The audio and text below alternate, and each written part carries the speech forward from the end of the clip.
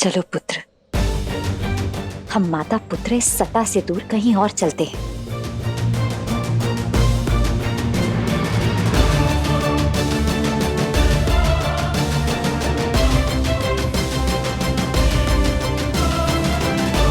नारायण, अब आप ही समझाइए महादेव को। मुझे देवराज नहीं बनना, ये पद कुमार कार्तिकेय को दे दे। नहीं नहुष, तुम्हारी अस्वीकृति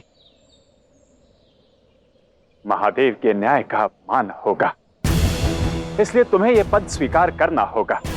और समस्त देवगण, आप सभी नहुष के राज तिलक की तैयारी कीजिए।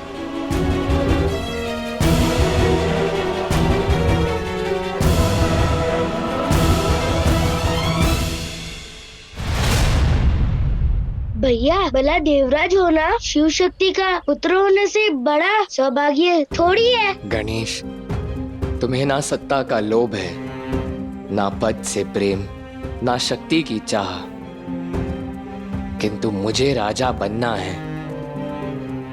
हमारी इच्छाएं भिन्न हैं और इसमें कोई बुराई नहीं है।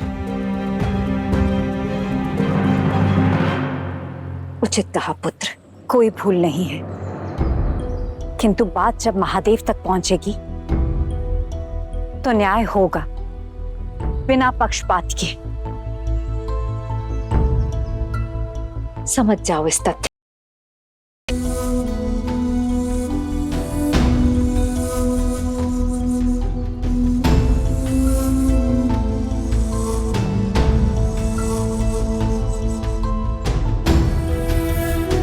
भैया, ये भी तो सोचिए कि आपने सभी देवताओं को कहा कि आपको देवराज बनने दे, और वो सब भी सच हो गए। यदि शिव शक्ति के पुत्र होने का लाभ अधिक है तो उत्तरदायित्व भी तो अधिक होगे ना। बस उस अधिक उत्तरदायित्व का आभास करते हुए महादेव का निर्णय मान लीजिए और सेनापति होने के नाते नए राजा के राज्याभिषेक में जाइए।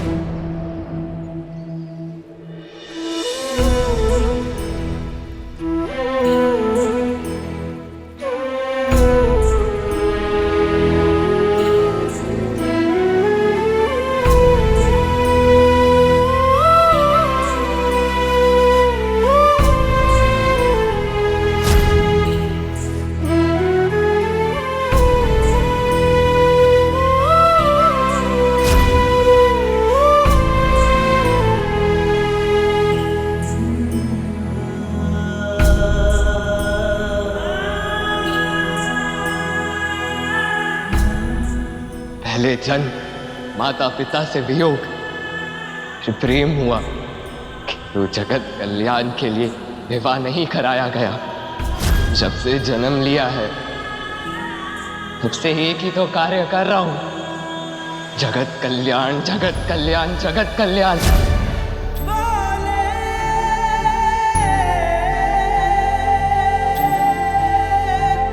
तुम्हें कैसे समझाऊं पुत्र?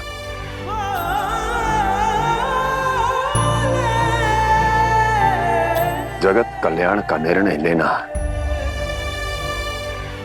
ये मेरा, महादेव का कर्तव्य है। आज महादेव अवश्य जीत गए।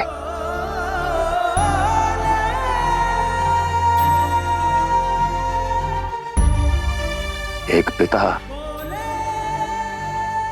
हार गया।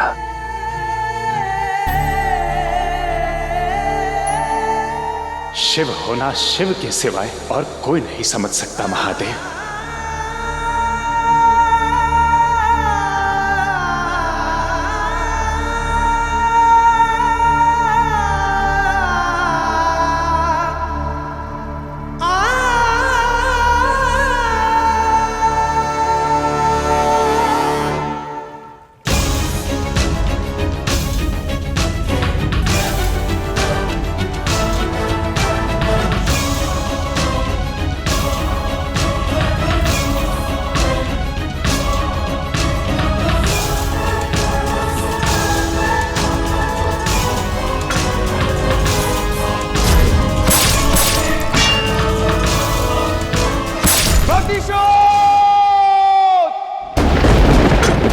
प्रतिशोध का जन्म युद्ध भूमि में ही होता है।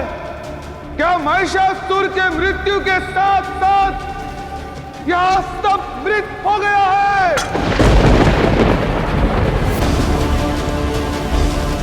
क्या है कोई जो मेरी आवाज सुन सकता है?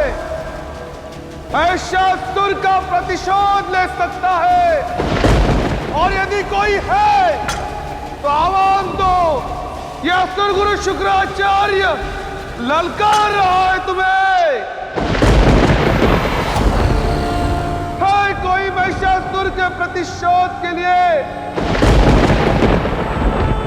है कोई?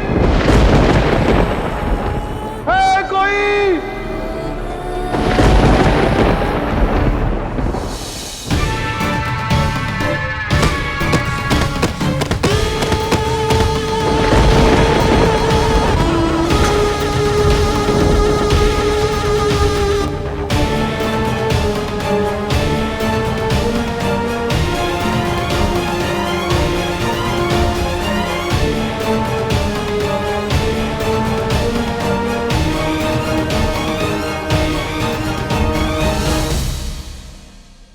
न्याय का मार्ग कांटों की डगर होता है महादेव,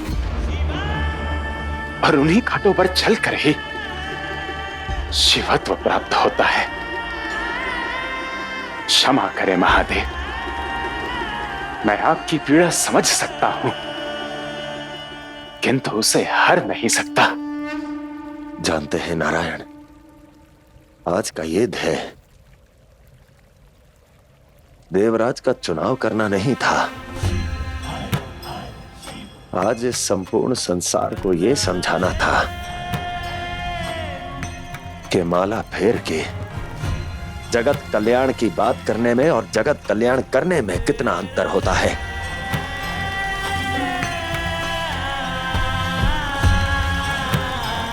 मैं स्वयं शिव होकर भी अपने ही पुत्र को समझा नहीं पाया। आपके दुख का आभास है मुझे महादेव, किंतु अभी आपको चलना होगा, क्योंकि आपके बिना नहुष का राज तिलक नहीं होगा। चलिए आराध्य।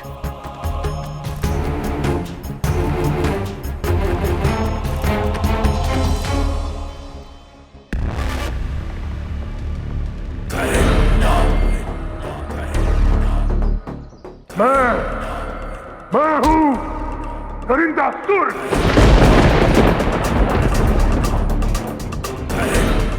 महिषासुर के सेनापति में तनिक जीवन बचा है। मैं लूंगा महिषासुर का प्रतिशोध। मैं दूंगा आपका साथ।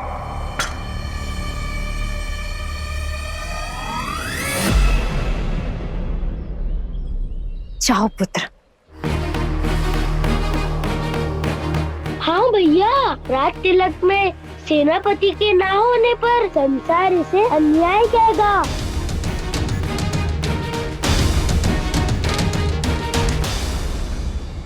जाता हूँ, किंतु नहुष अधिक समय तक राजा नहीं रहेगा। साम दाम दंड भेद सब लगाकर अपने रास्ते से हटा दूंगा। महादेव के अन्याय को न्याय में बदलूंगा। सत्ता पाने के संघर्ष में विजय पाऊंगा।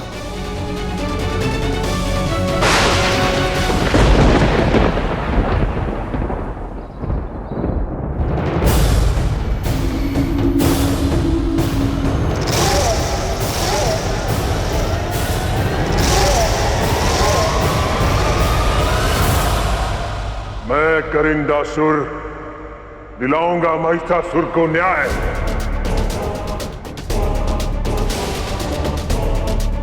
और देखता हूं क्या कर लेते हैं संसार के शिव शक्ति।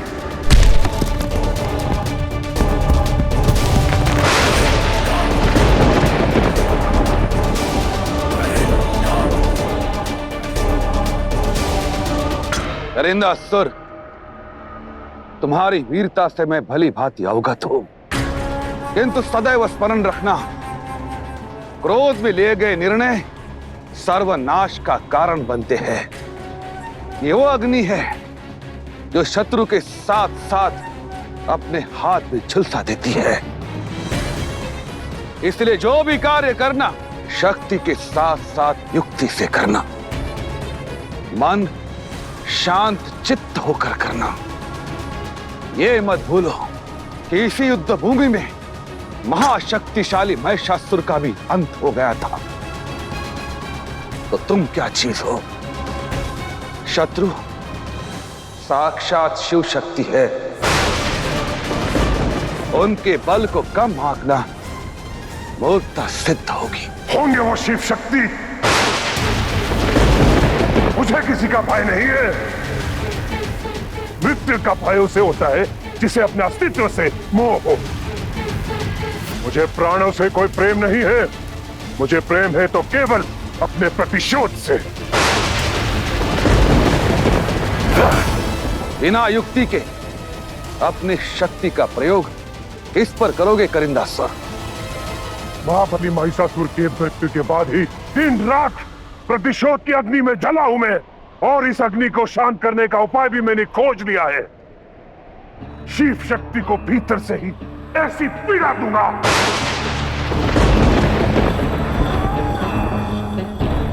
उन्हें ऐसा तड़पाऊंगा कि वो मेरे वार से कभी उभर नहीं पाएंगे। करिंदासुर, तुम्हारे विचारों में मुझे प्रतिशोध की ज्वाला दिखाई देती है, किंतु तुम ऐसा क्या करने वाले हो?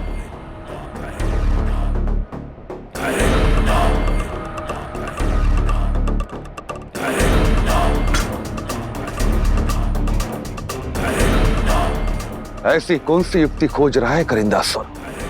करिंदासुर,